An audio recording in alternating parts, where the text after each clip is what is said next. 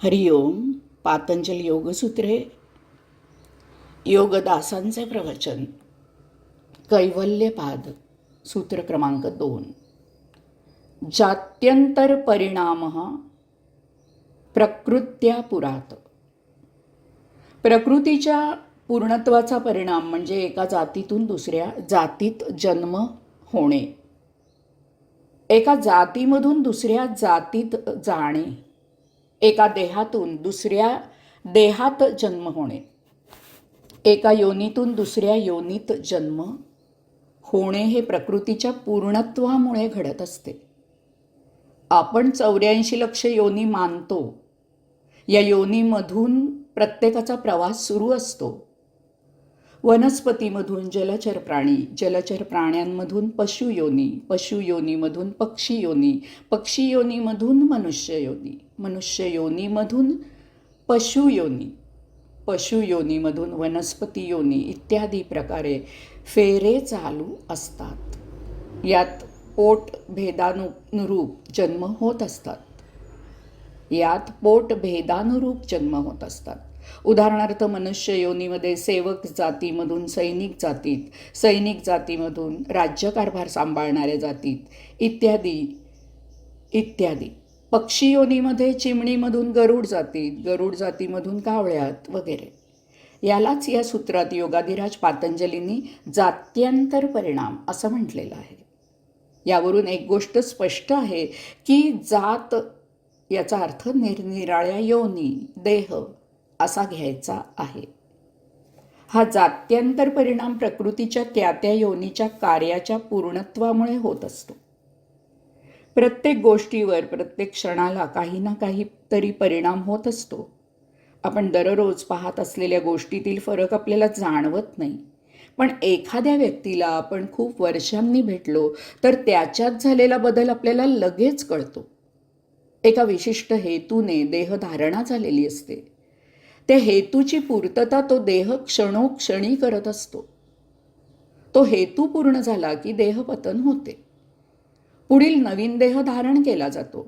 यामुळेच एखादी व्यक्ती ध्यानीमनी नसताना एका क्षणात मरण पावते, तर एखादा अंथरुणावर खितपत पडलेला, मरणाची वाट पाहत असलेला वर्षानुवर्ष जगत राहतो. प्रकृतीच्या पूर्णत्वामुळे होणारा जात्यंतर परिणाम हा नैसर्गिक आहे. परंतु 84 लक्ष योनींमध्ये नरदेह एवढा एकच देह असा आहे की जो हा परिणाम योग्य दिशेला वळवू, बदलू शकतो. नाहीतर एकातून दुसऱ्यात, दुसऱ्यातून तिसऱ्यात हे सतत चालूच राहील. मनुष्यजन्मी हे सामर्थ्य केवळ योग्यात आहे. योगी समाधीच्या अवस्थेमध्ये स्थित होऊन हा प्रवाह कैवल्याकडे नेऊ शकतो. यासाठी अध्यात्म योग साधना ही मानवाला फार महत्त्वाची आहे. याला जोडून पुढचं सूत्र, सूत्र क्रमांक 3. निमित्तम अप्रयोजकम प्रकृतीनाम वरणभेदस्तु ततः क्षेत्रिकवत. शेतकरी ज्याप्रमाणे शेताला पाणी व्यवस्थित मिळावे म्हणून पाण्याच्या प्रवाहातील अडथळे दूर करतो, त्याप्रमाणे प्रकृतीच्या मार्गातील अडथळे दूर करायला निमित्त कारणीभूत होत असते. निमित्ताचा तो हेतू नसतो. जन्म झाला की निसर्ग नियमाने जगून त्या जन्माचा जो काही हेतू असेल तो सफल झाल्यावर मृत्यू येतो. हे नैसर्गिक स्वाभाविक जीवन झाले. मनुष्य तर योनी याच निसर्ग तत्वाने, नियमाने जगत असतात. त्यात त्यांना बदल करता येत नाही. परंतु मानव योनीचे तसे नाही. आईच्या पोटी 4 मुलं जन्म घेतात. नैसर्गिक भोग क्रमाने ते भोग उपभोगून जगत जगत मरण पावतात. पण त्यात जो स्वकर्तृत्ववान असतो तो त्या जगण्याला इतरांपेक्षा निराळा मार्ग देऊ शकतो. त्या आईची सर्वच मुलं सारखीच हुशार किंवा ढ नसतात. त्यात जो हुशार असतो तो शिकतो, मोठा होतो, नाव कमावतो. त्याचं जीवन इतर भावंडांपेक्षा निराळं जगलं जातं. कारण शिक्षणाने तो स्वतःचा जीवन प्रवाह बदलतो. या सूत्रात योगाधिराज पातंजली सांगत आहेत की आपला प्रकृती प्रवाह म्हणजे एका योनीतून दुसऱ्या योनीत जाण्याची क्रिया ही त्या त्या मनुष्याच्या धर्मानुसार कर्मानुसार होतच असते.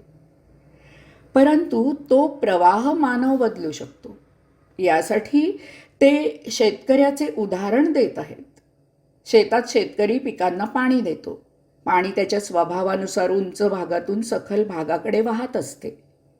शेतकरी त्या पाण्याचा प्रवाह, त्या प्रवाहातील दगड माती बाजूला करून एका वाफ्यातून दुसऱ्या वाफ्यात बदलून नेऊ शकतो.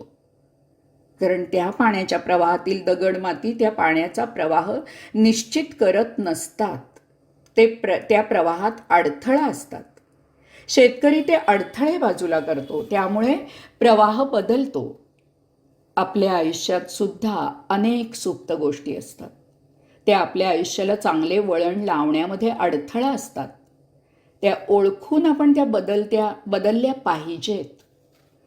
सुरीमध्ये भाजी कापणे, कागद कापणे, एखाद्याला भोसकणे, अनेक सुप्त गोष्टी लपलेल्या असतात. आपण त्याचा योग्य उपयोग केल्यास आपले जीवन त्याप्रमाणे वाहू लागेल.